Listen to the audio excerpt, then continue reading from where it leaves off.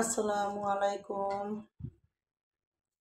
আপনাদের জন্য একটি শুটকির রেসিপি নিয়ে আসছি। দেখুন, আমি শুটকিটা চুলার মধ্যে দিয়ে সুন্দর করে একটু কড়াইতে ভাজা নিব। শুটকিটা যখন ভালো করে একটু ভাজা হইব, আমি চুলার আঁচটা কমায় শুটকিটি ভালো মতন ভাজতেছি। যখন শুটকিটি ভালো মতন ভাজা হইব, আমি এখানে একটু পানি দিয়ে দিব। পানিটা দিয়া শুটকিটা একটু গরম করে এই পানিটা দিয়া ভালো করে একটু ভিজিয়ে রাখবো, শুটকিটা যাতে নরম হয়। এখন আমি শুটকিটা আলাদা সুন্দর করে একটা জায়গায় ধুয়ে রাইখা এখানে দেখুন আমি একটু বেশি করে তেল দিছি, দিয়ে অনেকটি রসুন কুচি দিছি, দেশি রসুন ছেঁচা দিছি, আর আমি আধা কাপ পেঁয়াজ দিছি। এই শুটকির বাগারটা মনে করেন একটু বেশি করে পেঁয়াজ দিয়া করলে অনেক মজা লাগে। আর আমি এদিকে দেখুন সুন্দর করে কিন্তু এই পেঁয়াজটা তেলের ভিতরে ভালো করে একটু ভাজা নেব, নরম নরম করে। যখন একটু হালকা নরম হয়ে আসবো পেঁয়াজটা, তখন আমি এখানে 2 চামচ আদা রসুন বাটা দিয়ে দিলাম, দিয়ে অল্প পরিমাণ লবণ দিলাম।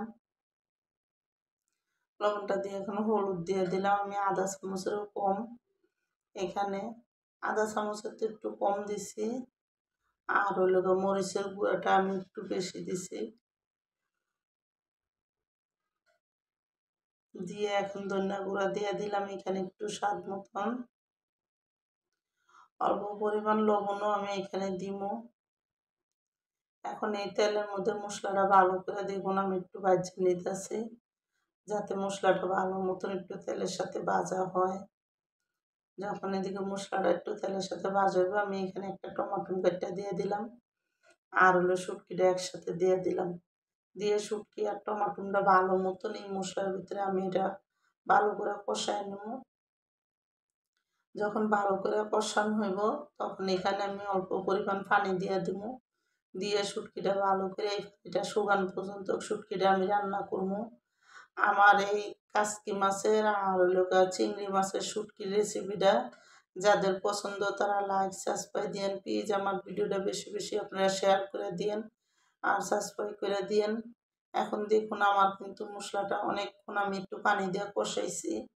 যখন ভালো করে পানিটা শুকিয়ে যাইতেছে, কষানো হয়ে যায়, আমি কিন্তু এটা শুটকিটা ভালো মতন কয়টা কাঁচামরিচ ফাইরে দিয়ে দিলাম, দিয়ে এটা কিন্তু ভালো মতন লাইরে লাইরে আমি কি করবো, শুটকির একটু ভাঙ্গা দিলাম, আধা ভাঙ্গা করে দিলাম। এই শুটকির বাগার ধরতে গেলে রান্নার এটা অনেক মজা লাগে গরম গরম ভাতের সাথে জাল করে এই শুটকিটা রান্না করলে।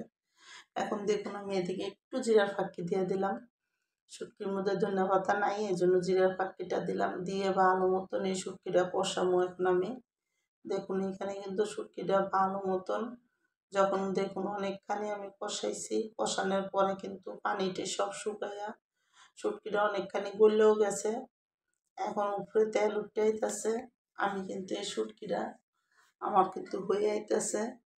যখন দেখুন শুটকিটা ভালো মতন যখন ভাজা ভাজা হয়ে আইব এই মশলার সাথে, তখন কিন্তু আমি শুটকিটা নামাই দেবো। এখন আমার শুটকিটা রান্না কিন্তু দেখুন হয়ে গেছে, আমি একটা বাটি ভিতরে নামাই রেখে দিচ্ছি, রান্না শেষ।